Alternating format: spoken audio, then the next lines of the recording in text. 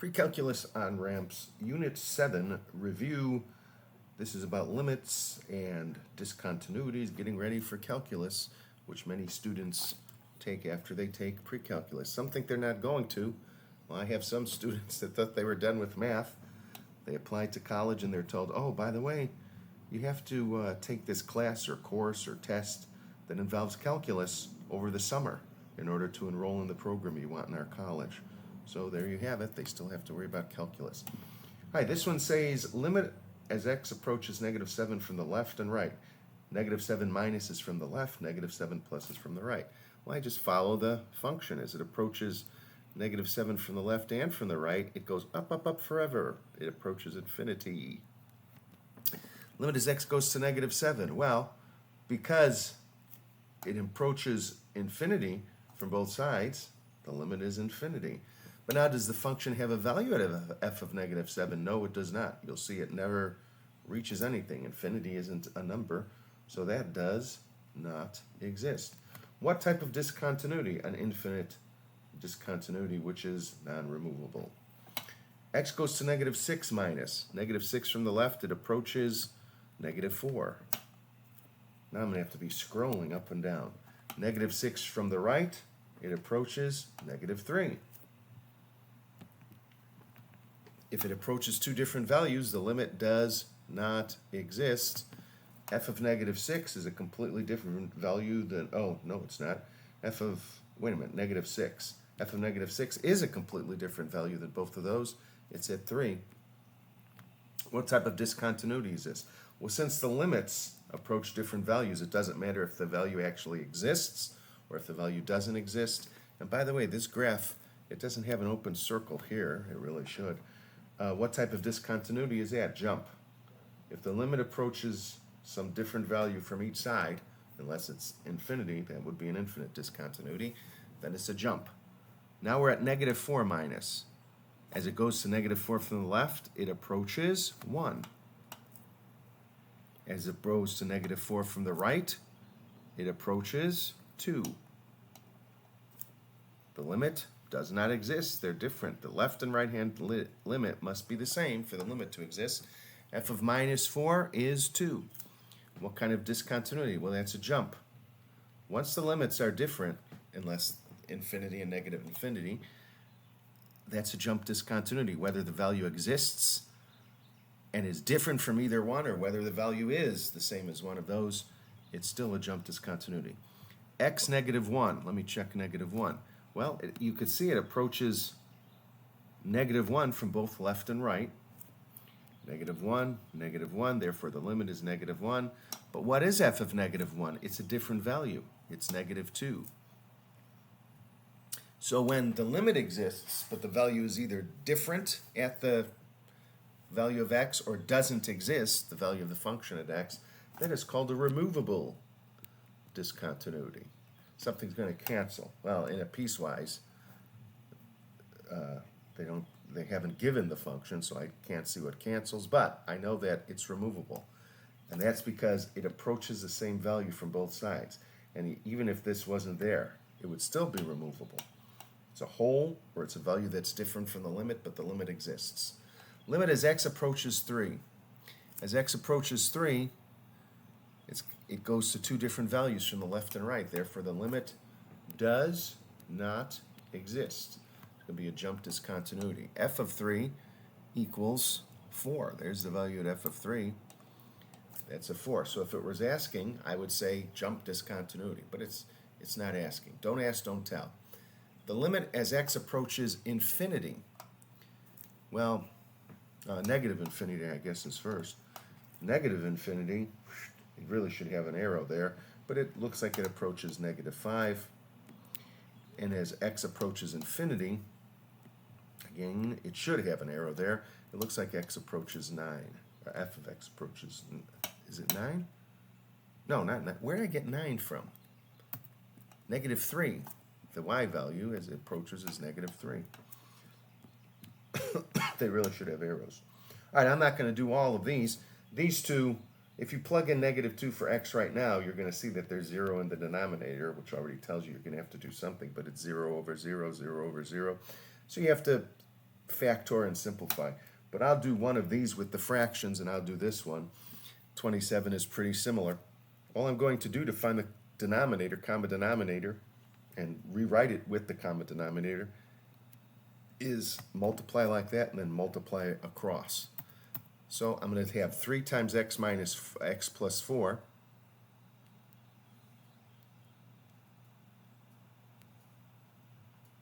And then this is 5 times negative 2 plus x. So I'll just put the negative in front of the 5. Negative 5 times 2 plus x. And I could have put the negative sign, well, could I have? With the 3 times x plus 4, that would be negative 3x minus 12, and that would be 10 plus 5x.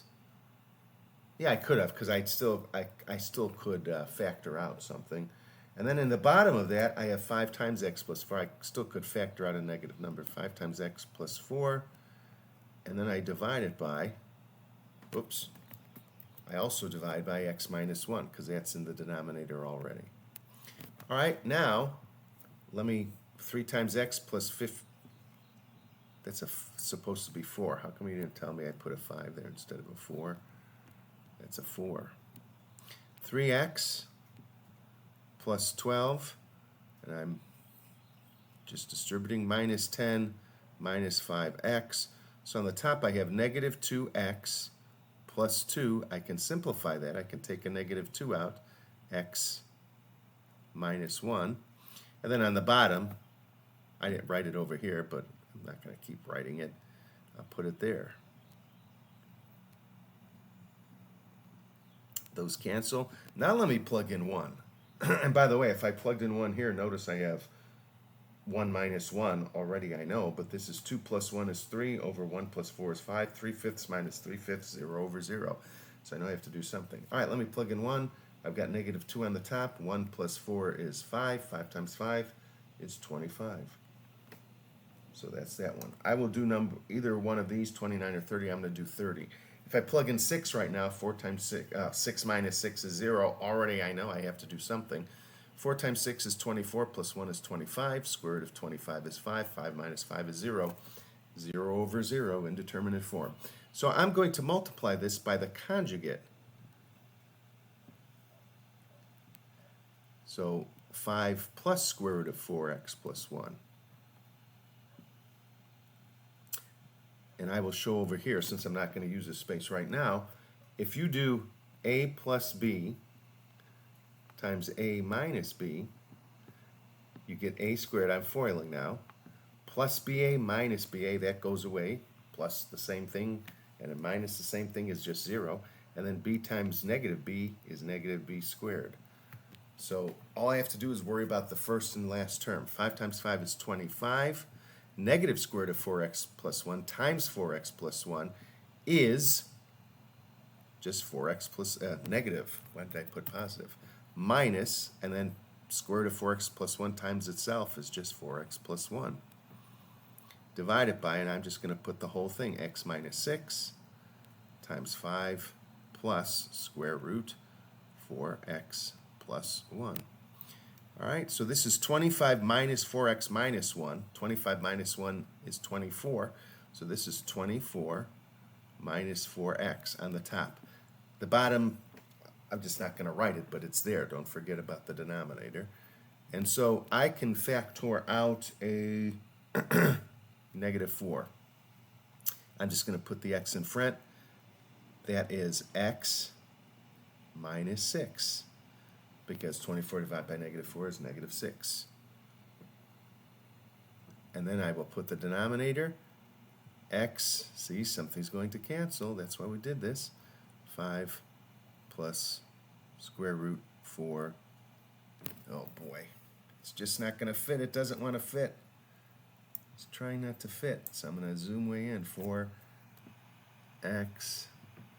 plus 1. Okay, I barely got it to fit. So the x minus 6 is canceled. Now let me try to plug in 6. Give me negative 4 over 4 times 6 is 24 plus 1 is 25. Square root of 25 is 5. 5 plus 5 is 10. So negative 4 tenths equals negative 2 fifths. So this one, you're going to do the same thing. Rationalize the denominator, multiply top. You're multiplying by 1 in some form, so you're going to multiply top and bottom by square root of x plus 2 plus 2. Now let me look at 31. The graph of g, a piecewise function, is shown. Which of the following is true? G has an infinite discontinuity at x equals minus 7. Yeah, they both go to infinity on either side. Even if one went to infinity and one went to negative infinity, that would still be an infinite discontinuity, or both of them going to negative infinity. G has a non-removable at x equals minus 1.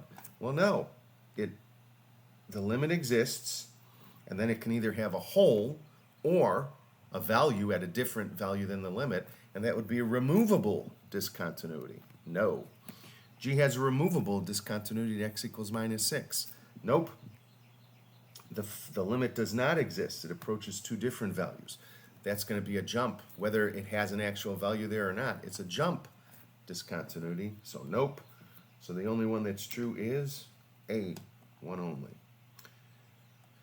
I've only got two more because I did 34 through the end in a different video. For what value of x does f has a discontinuity if f of x equals all that stuff? Well, I'm just going to factor and see where the discontinuities are. I need numbers that multiply to 6 and add to 5. That's 3 and 2. X plus 3.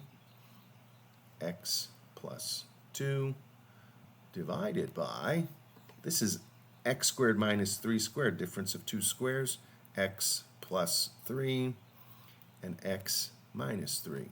So here's a removable discontinuity at x plus 3 equals 0, x equals minus 3. There's x equals minus 3 is removable. It doesn't ask for the type, but I'm going to put it in there. That's removable. And then at x minus 3 equals 0, or x equals 3, is an infinite discontinuity. So x equals 3, it's non-removable. It's infinite discontinuity because that would create division by 0. So it's x equals minus 3 and x equals 3, but I gave a little bit more information. Which of the following is continuous? Well, to be continuous, the value from both parts has to be the same. Now, this one, the value over here is 1. I'm just going to plug 1 in. 1 squared is 1 minus 3 times 1 plus 2. That's 0. 1 minus 1 is 0. So I have to do some factoring. Factors of 2 that add to negative 3 is negative 2 and negative 1. So on the top I have x minus 2, x minus 1, divided by x minus 1. X minus 1's cancel. 1 minus 2 is negative 1. So the value on the top part is negative 1, on the bottom part is 1. That is not continuous, so 1 is out. And therefore A is out, C is out. Pretty good. Okay, let me try 1 here. 2 times 1 is 2, plus 4 is 6. 1 half of 6 is 3. Oh, plus 1 is 4. And then 5 minus 1 is 4. The values are the same both sides. That one, as far as I can tell, is continuous. So B or D can be an answer, but now E can't. And let me try this last one. I'll do 3 times negative 1 is negative 3. And I want values that multiply, factors that multiply to negative 3 and add to negative 2. That is 3 minus 1. Negative 3 plus 1. And so I'm going to put x minus 3. I'm going to put that original 3 back underneath it. And x plus 1. And then I got to put that 3 there. And let me see if I can simplify. I'll do the bottom in a second. X minus 3 over 3 is x minus 1 times x plus 1/3. Cannot simplify that, so I'll put 3 back in front of x. 3x plus 1. On the bottom, this is x squared minus 1 squared, so it's difference of squares. X minus 1, x plus 1, and x minus 1 and x minus 1 cancel. And oh, wait a minute. I've already seen it's not continuous. I'm doing all this work for nothing. 1 minus 1 is 0. This top is 0. It's an indeterminate form, so therefore the value of the function does not exist. To be continuous, the function value has to exist and it has to be the same as the limit. So 3 is already out, so D is out. I don't know why every time I work questions like that I go way too far. I already know it's not continuous because the value of the function at that value, at that x value, doesn't exist. I don't have to do any more work than that. So the answer for this one is B. And then there's another video it's going to be a playlist to show 34 through the end, 34 through 38.